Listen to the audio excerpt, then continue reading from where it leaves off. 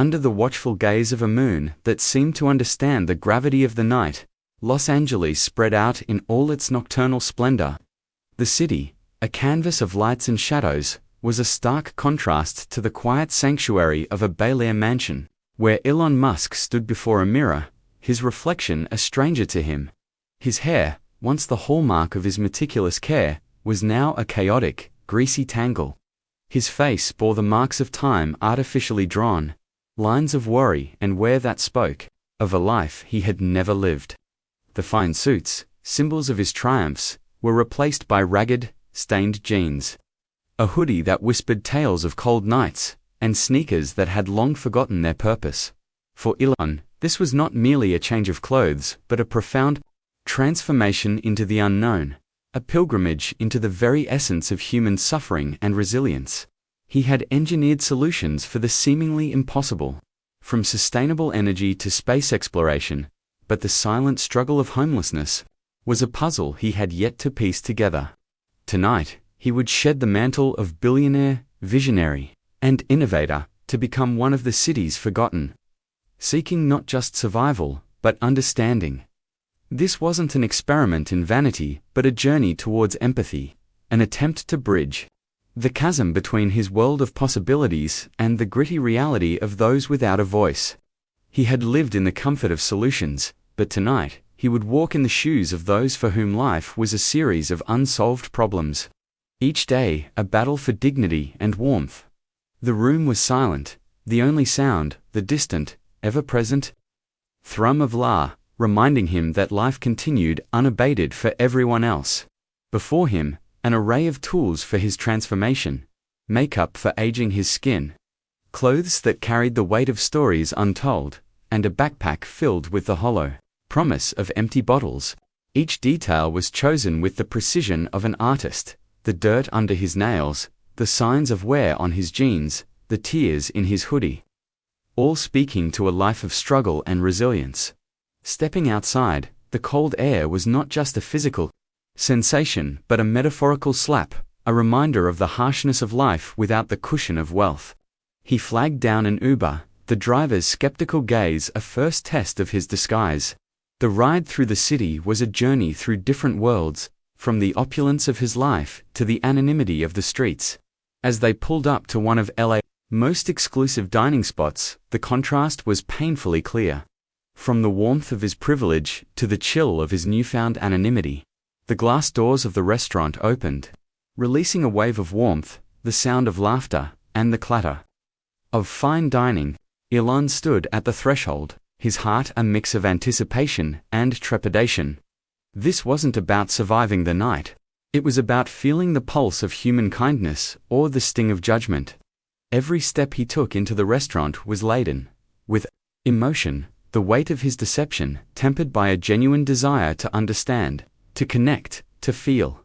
He breathed in deeply, the scent of rich food mingling with the chill of his resolve. Tonight, he would navigate this world not with the power of his name or the security of his wealth, but with the vulnerability of his new identity.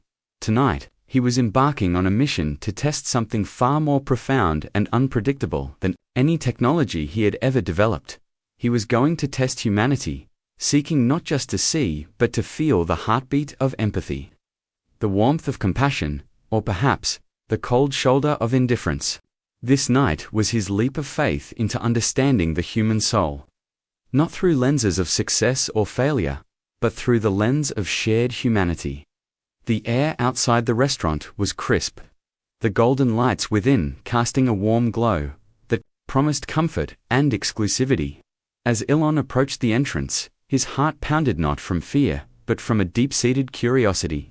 Would his disguise hold? Would he find kindness in a place where status was everything? Or would he be met with the cold shoulder of indifference? With each step, his resolve hardened. This was not just about witnessing the human condition. It was about feeling it, understanding the weight of invisibility.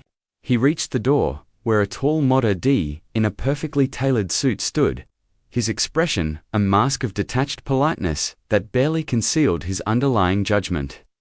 Their eyes met, and for a fleeting moment, disgust flashed across the Mottedi's face before he quickly veiled it with a veneer of professional indifference. "I'm sorry, sir, but we have a strict dress code," the Mottedi said, his voice as cold as the night air, already looking past Elon as if he had ceased to exist. I just want a meal," Elon replied, his voice low, steady, but carrying the weight of his new reality. The Mottedi sighed, shaking his head dismissively. "We don't serve ... your kind here." Ellen's gaze swept over the interior of the restaurant, where elegantly dressed patrons sipped wine that cost more than a month's rent for many, their laughter a melody of privilege. A few turned to look at him, their expressions a gallery of reactions. Mild curiosity, veiled disdain, and outright contempt.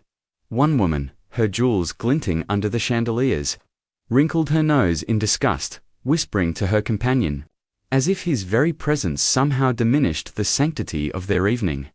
For the first time in decades, Elon Musk felt truly powerless, a feeling so alien it was almost liberating. But he wasn't ready to leave, not yet. This was his lesson, his moment to learn something invaluable about humanity, about himself. He stood there, absorbing the rejection, the cold stares, the whispers that painted him as an outsider. Each look, each dismissive gesture, was a lesson in humility, in empathy. He felt the isolation, the judgment, the sting of being invisible in a crowd where every other person was seen. But then, something unexpected happened. From a corner table, a young girl, no more than 10, tugged at her mother's sleeve, her eyes wide with a compassion that seemed out of place in this setting. She whispered something to her mother, who looked up, her gaze meeting Ellen's for the first time with something that wasn't disdain but curiosity. The mother, after a moment of hesitation, stood up, her chair scraping back in a loud declaration against the quiet hum of privilege. She approached Elon, her steps deliberate, her face softening as she came closer. "Excuse me," she said, her voice gentle. "Would you like to join us for dinner? It's not much, but it's warm, and there's plenty." Elon, caught off guard by this act of kindness, could only nod, his throat tight with emotion. As he followed her to the table, the stares changed, some to surprise, others to an uncomfortable acknowledgement of their own prejudices. Sitting down, he felt the warmth of the food, but more so, the warmth of human connection. The little girl smiled at him, offering him a bread roll with a shy, hopeful look, as if her small act might change the world, or at least, her corner of it. As he ate, he listened to their stories, shared laughter, and for a moment, forgot about his wealth, his status, his mission. Here, in this moment, he was just another person, sharing a meal, sharing humanity. The mother spoke of her own struggles, of how empathy had saved her in her darkest days, her eyes glistening with tears as she looked at her daughter, a beacon of hope. The conversation flowed effortlessly, touching on subjects from the mundane to the profound. The mother, named Sarah, shared stories of her life before and after her fall into homelessness, painting a picture of resilience and the power of community. She spoke of nights spent under bridges, of the kindness of strangers, and how each act of compassion had been a step towards rebuilding her life. Her daughter, Lily, chimed in with her own tales, her innocence and joy cutting through the darkness of their past, offering a glimpse into a world where love and kindness were the currencies of survival. She talked about her friends at the shelter, the games they played, and how they all looked out for one another, creating a family where there had been none. Elon found himself drawn into their world, his questions no longer those of a detached observer, but of someone genuinely interested in understanding the human heart. He learned of the makeshift schools set up by volunteers, of the art created from scraps and discarded materials, of the small victories celebrated with communal meals. Much like this one, as the night deepened, other patrons began to notice the interaction. Some watched with curiosity, others with a dawning realization of their own biases. A middle-aged man, previously engrossed in his steak, caught Ellen's eye and offered a nod, an acknowledgement of the humanity that transcended appearances. The turning point came when another couple, observing the scene, decided to join the table. They introduced themselves as Mark and Julia, both artists who had once known the hardship of living on the streets. Their stories intertwined with Sarah's, creating a tapestry of survival, art, and the relentless pursuit of a better tomorrow. They spoke of art shows held on street corners, of performances in parks, and how they had used their talents to claw back a semblance of dignity and purpose. The table became a microcosm of life's complexities, where every individual had a story, a battle, a hope.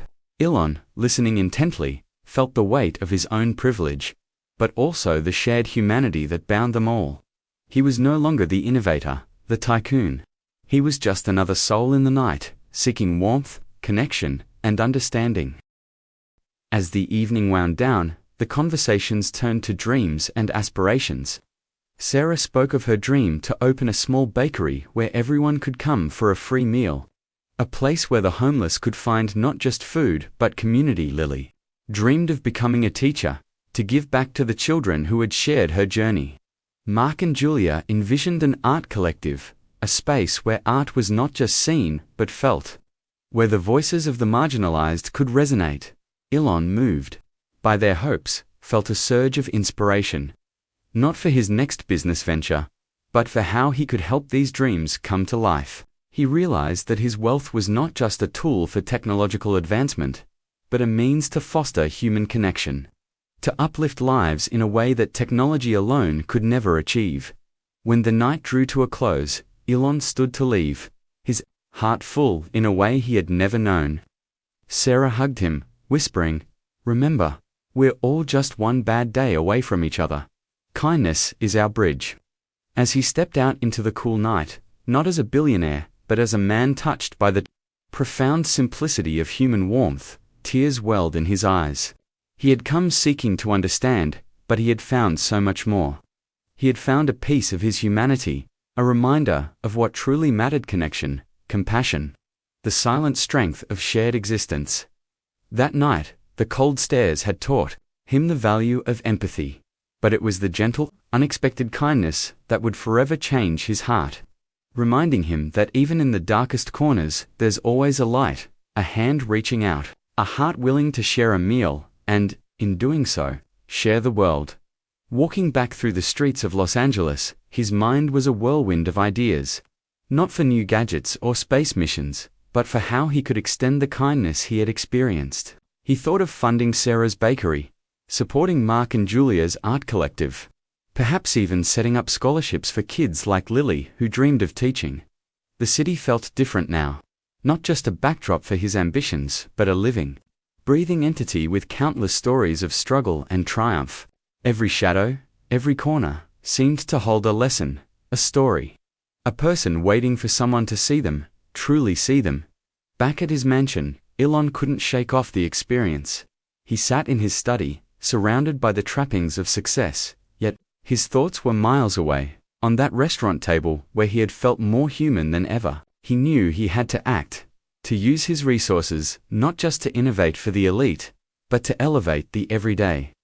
He began drafting plans, reaching out to contacts, envisioning a foundation dedicated to those on the fringes of society.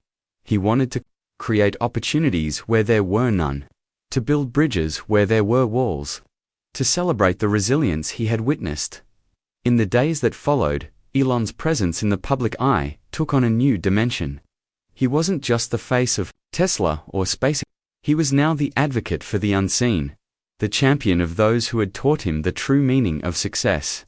His wealth was no longer just his but a tool to weave a stronger social fabric. Years later, when asked about the night he went undercover, Elon would say it was the night he truly began to understand the world he was trying to change.